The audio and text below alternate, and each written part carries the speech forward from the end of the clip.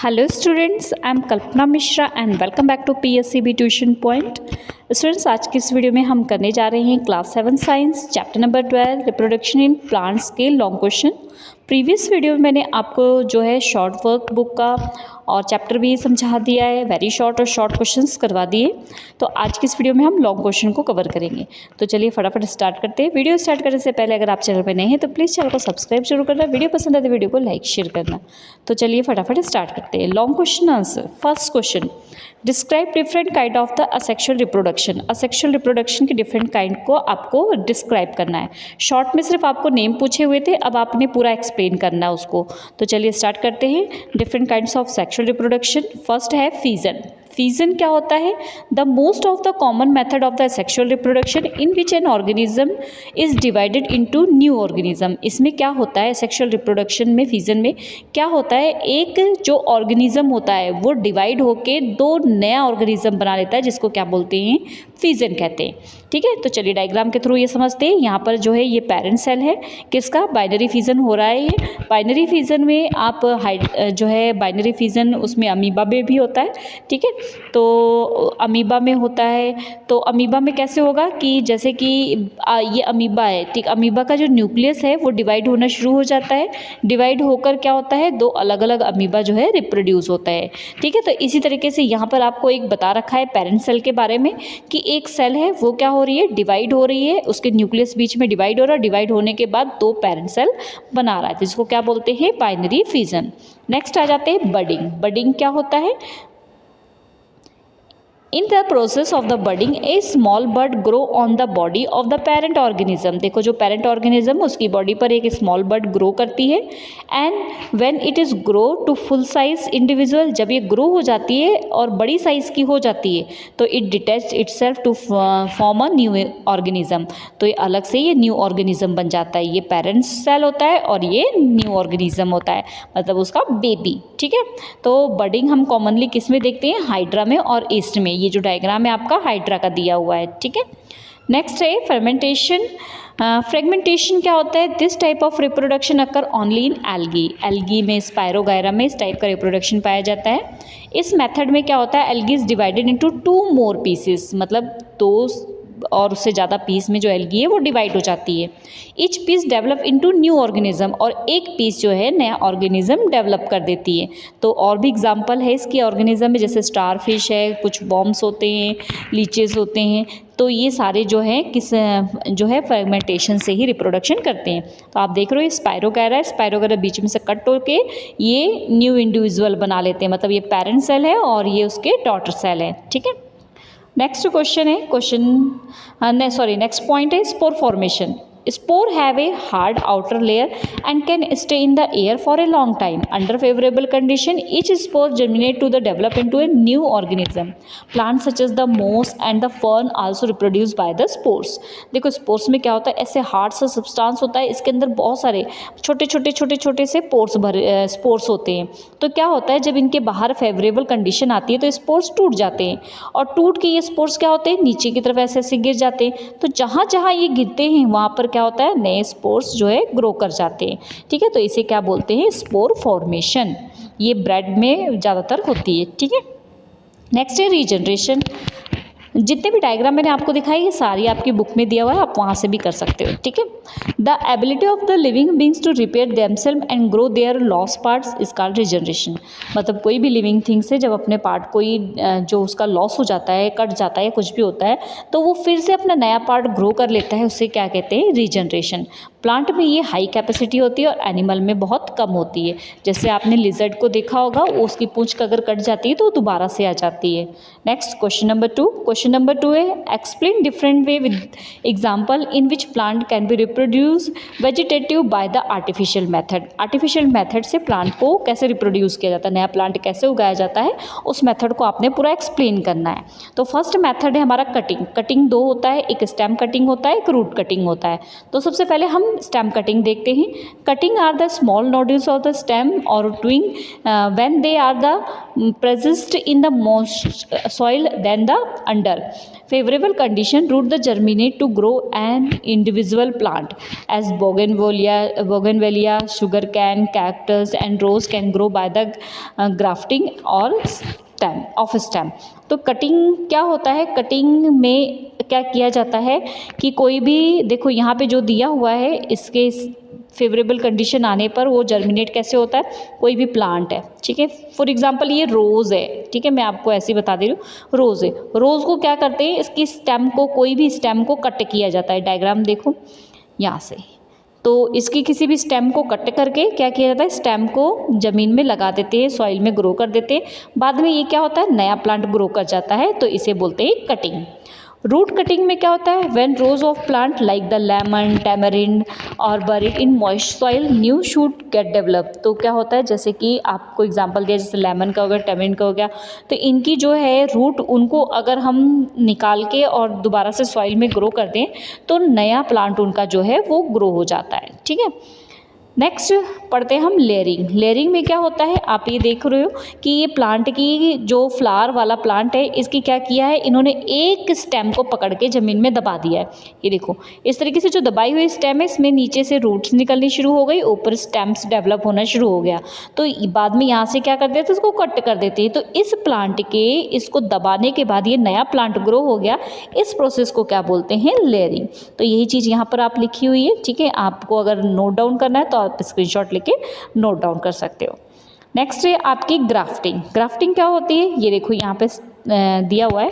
अगर आपको स्क्रीनशॉट लेना हो तो आप यहाँ से पहले स्क्रीनशॉट ले लो, ठीक है, क्वेश्चन के आंसर का। मैं आपको फिर इसको समझा देती हूँ। देखो क्या है, जो आपके मनपसंद प्लांट होता है, ठीक है, उसके किसी भी पोर्शन को काट लो और उसी स्पीसीज़ के दूसरे प्लांट के दूसरे पोर्शन को काट लो और बाद में दोनों को एक साथ जोड़ करके लगा दो और उसके बाद वो जो प्लांट ग्रो होता है उस प्रोसेस को बोलते हैं हम ग्राफ्टिंग। जैसे यहाँ पर देखो, यहाँ पर क्या है, एक प्लांट ये है, एक प्लांट ये, दोनों के एक एक स्टेम को काट लिया है, ठीक है। एक का नीचे वाला हिस्सा ले लिया है और एक का ऊपर वाला हिस्सा ले लिया।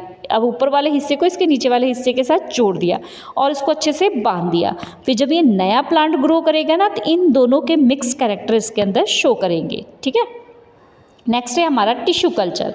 तो मैंने शॉर्ट क्वेश्चन में आपको टिश्यू कल्चर समझाया था, तो वही चीज़ है यहाँ पर सेम, कि प्लांट में कोई भी डिजीज़ हो जाती है, प्रॉब्लम्स हो जाती है किसी हार्मोन की वजह से, तो उसको कमी को पूरा करने के लिए एक आर्टिफिशियल जो है तरीका उनको दिया जाता है, जिससे उनकी कमी को, मान लो उसको हार्मोन्स की कमी है तो आर्टिफिशियल तरीके से उसको लैब में हार्मोन्स दिए जाते हैं ताकि उसकी जो प्रॉब्लम्स है डिजीज़ की वो ख़त्म हो जाए, ठीक है। तो यहाँ पर ऐसे ही किया जाता है, जैसे ये जो प्लांट है जिसमें डिजीज़ है, वहाँ पर उसका कहीं से छोटा सा टिश्यू लिया जाता है, उस टिश्यू को यहाँ आर्टिफिशियल मीडियम जहाँ पे वो ग्रोथ कर सके रखा जाता है, जिसमें उसको जो न्यूट्रिएंट्स की कमी है, जो हार्मोन्स की कमी, वो सारी चीज़ें उसको दी जाती है यहाँ पर। और उसके बाद जब ये थोड़ा थोड़ा ग्रो होने लग जाता है तो फिर इसको सॉइल में ग्रोथ कर दी जाती है। तो इस प्रोसेस को क्या कहते हैं, टिश्यू कल्चर।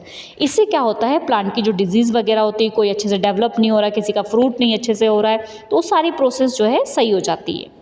नेक्स्ट है question, what is pollination, what are the two types of the pollination, discuss the different agent of the pollination. तीन चीज़ें बतानी, पॉलिनेशन बताने हैं, टाइप बताने हैं और उसके बाद उसके एजेंट बताने हैं।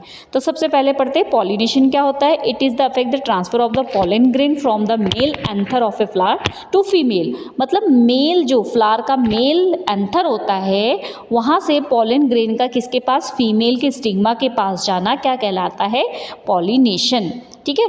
तो यहाँ पर डायग्राम में ये देखो, ये जो साइड का है ना, ये मेल पार्ट होता है। ये कलर चेंज करके मैं आपको दिखाती हूँ। ये जो साइड का है ये मेल पार्ट होता है और ये वाला क्या होता है, फीमेल पार्ट होता है। तो ये स्पोर्स का फीमेल पार्ट्स के पास जाना, चाहे इसी प्लांट के फीमेल के पार्ट्स के पास जाना, ठीक है, मेल पार्ट का, तो उसे क्या बोलते हैं, पॉलिनेशन। पॉलिनेशन टू टाइप के होते हैं, self pollination and cross pollination. When the pollen grain, जब पॉलन ग्रेन क्या होता है, same flower of the pollen cell, एक मतलब सेम फ्लावर का पॉलन जो ग्रेन जो है सेम फ्लावर के जो है स्टिग्मा, एंथर के स्टिग्मा के पास जाता है, तो उसे सेल्फ पॉलिनेशन कहते हैं। क्रॉस पॉलिनेशन क्या होता है, जो पॉलन अब दूसरे प्लांट के, जो इस प्लांट का का एंथर दूसरे प्लांट के मतलब स्टिग्मा के पास जाता है, बट प्लांट सेम स्पीसीज का हो। ये ना हो कि वो प्लांट एक मैंगो का हो और एक बनाना का हो, ऐसा नहीं, सेम स्पीसीज का हो तो उसे क्या बोलते हैं, क्रॉस पॉलिनेशन। ठीक है, सेम फ्लावर के पास जाता है तो वो है क्या है, सेल्फ पॉलिनेशन। दूसरे फ्लावर के पास जाता है तो वो क्या हो गया, क्रॉस पॉलिनेशन। तो यहाँ पर देखो, अगर इसका एंथर इसी के पास आ रहा है तो सेल्फ पॉलिनेशन, इसका एंथर इसके पास जा रहा है तो क्रॉस पॉलिनेशन। ठीक है, अब कौन कौन से फैक्टर डिपेंड करते हैं, एयर पॉलिनेशन, हवा जब चलती है तो क्या होते हैं, पोलन ग्रेन हवा से उड़ जाते हैं, उड़ के एक फ्लावर से दूसरे फ्लावर के पास जाते हैं, जिससे उन पे क्या होता है, पॉलिनेशन होता है। तो ये किस में होता है, वीट में, कॉटन में और सनफ्लावर में। ठीक है, उसके बाद इंसेक्ट पॉलिनेशन कैसे होता है, जो इंसेक्ट होते हैं वो एंथर पर बैठे, एंथर पर बैठने के बाद उनके जो पंजे होते हैं उनमें जो है पोलन ग्रेन चिपक गए, और वो पोलन ग्रेन बाद में उनके चिपके हुए पोलन ग्रेन के साथ वो उड़ के गए और स्टिग्मा पे बैठ गए, तो स्टिग्मा में जाके उनके पोलन ग्रेन चले गए। तो इस प्रोसेस को बोल देंगे इंसेक्ट पॉलिनेशन। ठीक है, तो ये किससे, फ्लाइज वगैरह से, बीज वगैरह से ये होता है। Next pollination by water, water से कैसे होता है, बारिश हो रही है, ठीक है, तो बारिश से पोलन ग्रेन जो होते हैं पानी के द्वारा बह के क्या होते हैं, दूसरे जो है एंथर से स्टिग्मा के पास पहुंच गए, तो वो क्या होता है, पॉलिनेशन वाटर के साथ। एनिमल के साथ क्या होता है, एनिमल लाइक बर्ड्स हो गई, बैट हो गए, हमिंग बर्ड्स हो गई, स्क्वैरल हो गए, इनके कहीं रोए में चिपक गए, कहीं पंजों में चिपक गए और ये चलते फिरते वहाँ दूसरे फ्लावर के स्टिग्मा के पास पहुँच गए, तो इस तरीके से क्या हो जाता है, पॉलिनेशन। नेक्स्ट क्वेश्चन देखते हैं, explain the process of fertilization, fertilization process को एक्सप्लेन करना है। आफ्टर पॉलिनेशन, पॉलिनेशन हमें अभी पढ़ा, पॉलिनेशन के बाद क्या होता है, जो एक स्मॉल ट्यूब होती है, मैं आपको डायग्राम में बता देती हूँ, क्वेश्चन का आंसर अगर आपको चाहिए तो यहाँ से स्क्रीनशॉट ले लो। ठीक है, मैं डायग्राम से आपको अच्छे से समझा देती हूँ सारा चीज़। तो क्या होता है, यहाँ से जब हमारा पोलन ग्रेन इसमें गया तो ये फीमेल पार्ट होता है जिसको हम स्टिग्मा कहते हैं। ठीक है, तो जब पोलन ग्रेन यहाँ गया तो इस स्टिग्मा पार्ट में यहाँ पर क्या होता है, एक ट्यूब लाइक स्ट्रक्चर होता है। मैं ओरिजिनल फ्लावर की भी आपको वीडियो बना दूंगी जल्दी से जल्दी, ठीक है, उसमें बता दूंगी आपको कैसे ये सारी ट्यूब वगैरह है। तो इसके ट्यूब के थ्रू ये अंदर को जाता है यहाँ पर, और यहाँ पर क्या हो जाता है, फर्टिल हो जाता है, मतलब इसके एग के साथ मिल जाता है। ठीक है, जो ये स्पर्म सेल आ रहा है यहाँ से, जो यहाँ से पोलन आ रहा है, इसके एग, यहाँ पर एग सेल होती है, दोनों आपस में फ्यूज़ होकर फर्टिलाइजेशन हो जाता है और उसके बाद इसमें फ्रूट बनना शुरू हो जाता है। ठीक है, next, list the different step of the formation of the seed and fruit, मतलब सीड से फ्रूट और फ्रूट के बनने के डिफरेंट स्टेप को पढ़ना है। Fruits and seed formation the following step, first after fertilization, अभी मैंने बताया जो फर्टिलाइजेशन प्रोसेस अभी बताया क्वेश्चन में, उसमें क्या होता है, ओवरी ओव्यूल के पास जाती है और उसके बाद क्या होता है, फ्लावर आता है, फ्लावर टूट के गिर जाता है। अब फ्लावर टूट के गिर जाता है तो क्या होता है, तो उसके बाद जो उसके पीछे जो फ्रूट बनना शुरू होता है उसके अंदर क्या होता है, एम्ब्रियो होता है, मीन्स नया जो है फ्रूट बनना शुरू हो रहा है। ठीक है, तो a seed develop egg contain embryo nutrients, it covered with the secure layer, this is called seed peel. आपने देखा होगा बीज होता है और बीज के ऊपर एक बड़ा सा कवर होता है। ठीक है, तो उसको हम बोलते हैं सीड पील। उसके बाद fruit can be fleshy and juicy और the dry and hard, mangoes, apple, orange are the fleshy and juicy and जैसे कि आलमंड वगैरह है, ये सब क्या होते हैं, हार्ड होते हैं। तो ये तो बहुत से जूसी वगैरह होते हैं, लेकिन अपने बीज को क्या करते हैं, इन अंदर की तरफ बीज होता है ना, तो ये फर्टिल हुआ है चीज़ है ये बीज, और ये इसका क्या है, ऊपर का कवर है। इसी तरीके से जो बादाम वगैरह होते हैं वो भी क्या होते हैं, अंदर हार्ड होते हैं, उसके ऊपर एक कवर होता है। ठीक है, तो ये जो अंदर कवर होता है वो फ्रूट जो है वो फ्रूट होता है, अंदर उसके फर्टिल होके जो निकलता है वो क्या होता है, उसका बीज होता है। ठीक है, next question, what is dispersal, explain with the example of different way.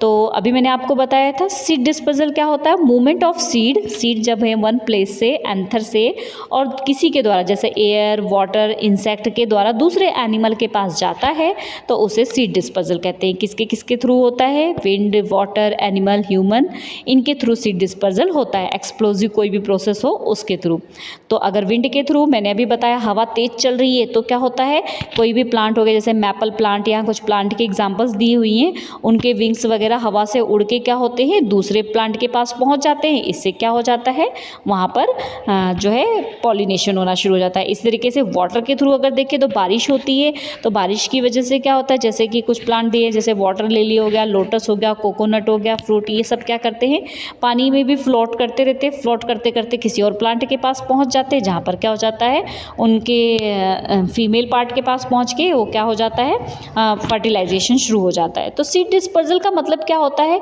कि एक जगह से दूसरी जगह पर पहुंचना। फॉर एग्जांपल यहाँ पर एक कोकोनट प्लांट है, ठीक है, इस कोकोनट प्लांट का सीड जो है गिर गया, बारिश आई हवा से पानी से चलता गया, आगे चलता गया, तो जहाँ जाके वो रुका जहाँ पे उसको मॉइस्चर वगैरह मिला और वहाँ पर वो क्या हो जाता है नया प्लांट ग्रो कर जाता है।